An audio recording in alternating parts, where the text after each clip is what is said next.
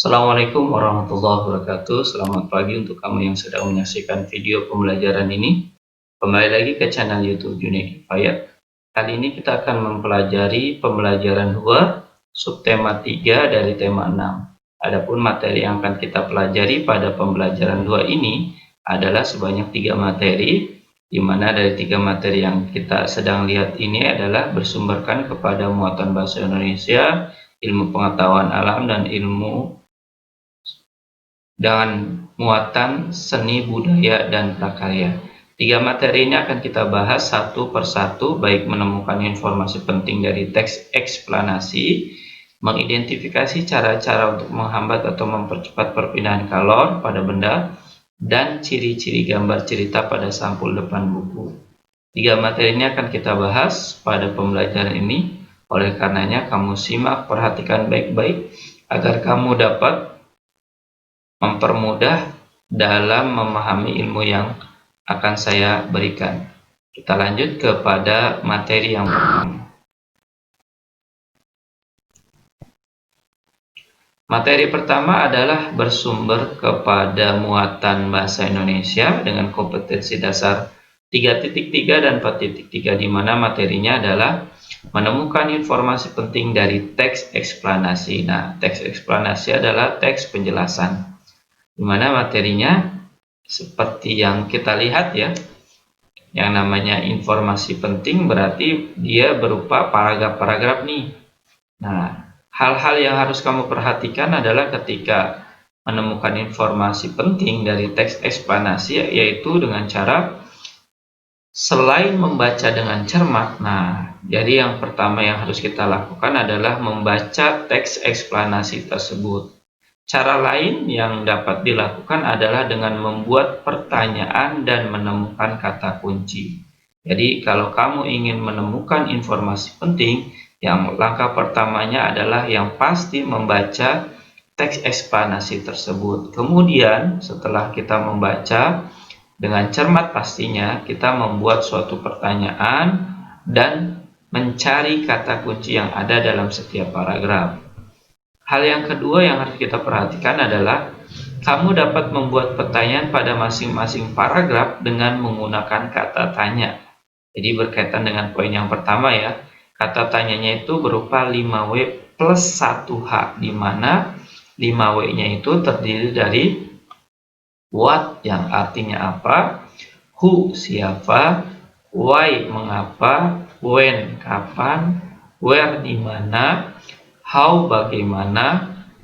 Nah, how bagaimana ini adalah bersumber dari ini ya, 1H plus 1H. Ya, how itu artinya adalah bagaimana. Setelah itu jawablah pertanyaan yang telah dibuat berdasarkan isi teks. Jadi kamu membuat pertanyaan dari kata tanya 5W plus H. Kamu buat pertanyaan, kamu jawab. Nah, dari situlah nanti akan kamu temukan beberapa informasi penting dari setiap paragraf yang ada. Jadi ingat, dalam satu paragraf terdapat satu kata atau ide pokok atau kalimat utama, atau biasanya kamu lebih mudah lagi dengan menggunakan atau mencari kata kunci yang ada di dalam suatu paragraf. Cara ini adalah cara kamu untuk mempermudah dalam menemukan informasi penting yang ada dalam teks eksplanasi. Kita lanjut ke slide berikutnya. Slide berikut ini adalah materi kedua dari muatan ilmu pengetahuan alam dengan kompetensi dasar 3.6 dan 4.6, di mana materi yang dibahas adalah mengidentifikasi cara-cara untuk menghambat atau mempercepat perpindahan kalor pada benda. Cara-cara untuk menghambat atau mempercepat sebelumnya sudah kita pelajari ya di pembelajaran 1 dari subtema 3 tema 6, bagaimana cara mempercepat dan menghambat perpindahan kalor baik secara konveksi, konduksi, dan radiasi. Kita sudah mempelajari cara menghambat dan mempercepat perpindahan kalor pada pembelajaran sebelumnya, yaitu pembelajaran 1. Dalam kehidupan sehari-hari, kita sering menemukan alat yang terbuat dari bahan konduktor dan isolator. Keduanya digunakan untuk mempercepat dan menghambat perpindahan panas.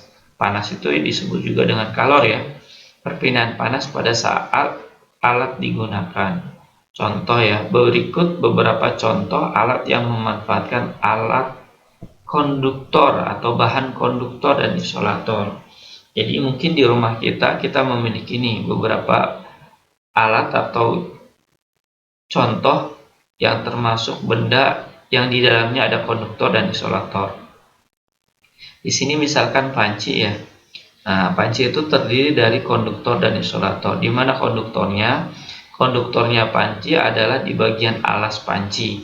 Sedang isolatornya itu di bagian pegangannya atau bagian yang buat mengangkat panci itu sendiri.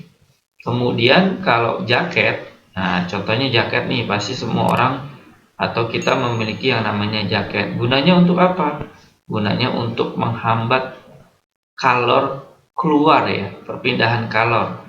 Nah, jaket itu berfungsi untuk menghangatkan tubuh kita. Jadi, tubuh kita itu kan mengeluarkan konduktor panas ya, mengeluarkan kalor. Karena ketika kita makan, kita menghasilkan kalor yang akhirnya kita keluarkan. Nah, cara menghambatnya yaitu dengan cara kita menggunakan jaket agar tidak terjadi perpindahan kalor yang ada pada tubuh kita pada saat musim dingin. Kemudian yang ketiga adalah sendok sayur. Nah, sendok sayur itu atau disebut juga bisa juga dengan sodet ya. Ada juga sodet yang berupa sendok sayur dan bagian konduktornya adalah bagian yang paling bawah dan isolatornya bagian pegangannya. Begitu juga dengan setrika. Contoh atau alat bahan ini adalah contoh dari bahan alat yang menghambat dan mempercepat.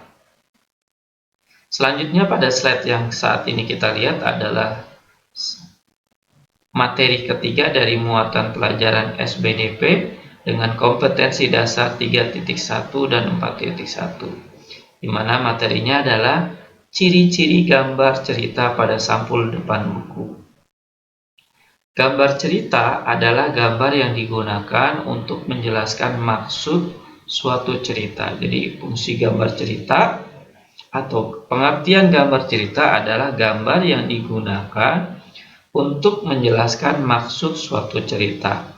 Nah, gambar cerita memiliki ciri-ciri, begitu juga dengan fungsinya nih, yang harus kamu perhatikan dan kamu bisa membedakan antara ciri-ciri dan fungsi. Kalau ciri-cirinya, nah di sini kita perhatikan dulu ya judulnya.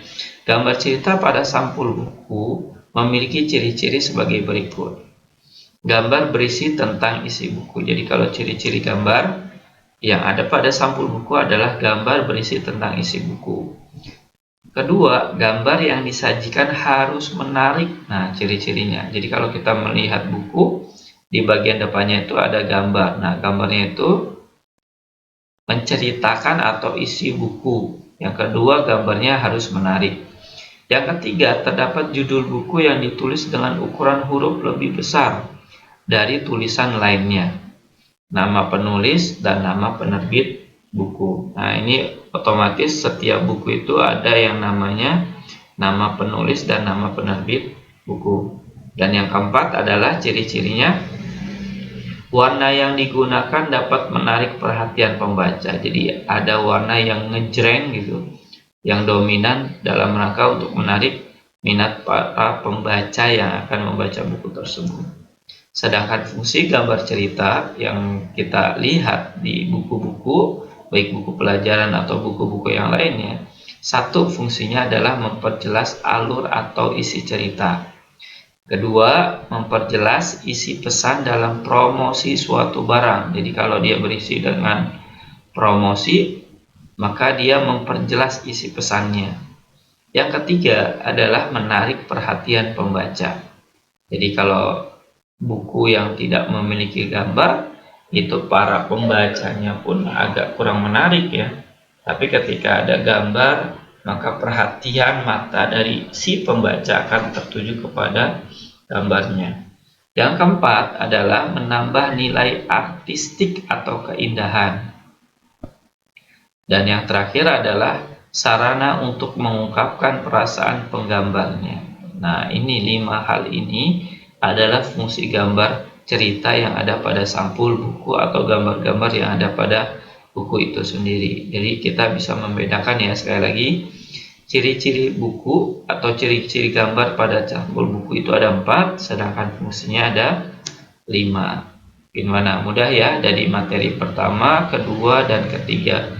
Mudah-mudahan kamu paham dalam memahami ketiga materi tersebut dengan baik dan sempurna. Kita lanjutkan. Ini adalah contoh dari gambar cerita yang ada pada sebuah buku ya. Gambar tersebut termasuk gambar cerita yang ada pada sampul depan buku. Nah, sampul depan bukunya itu di sini ada tulisan TIK ya. Teknologi Informasi dan Komunikasi untuk kelas 3. Gambar tersebut berisi ilustrasi 2 orang anak sedang mendengarkan musik dari telepon genggam dan alat pemutar musik. Nah, telepon genggamnya mana? Nih, telepon genggamnya yang ini ya. Kemudian alat pemutar musiknya yang ini. Jadi ada beda ya. Yang satu menggunakan HP dalam mendengarkan musik, yang satu dengan menggunakan alat pemutar musik. Gambar tersebut menunjukkan kemajuan zaman dalam menggunakan alat komunikasi digital. Digital itu berarti elektronik ya. Nah, ini adalah kemajuan teknologi yang kita rasakan, yang sudah kita rasakan sudah agak lama ya. Bagian dari perkembangan zaman. Nah, kemajuan zaman ini membuat kita menjadi lebih mudah.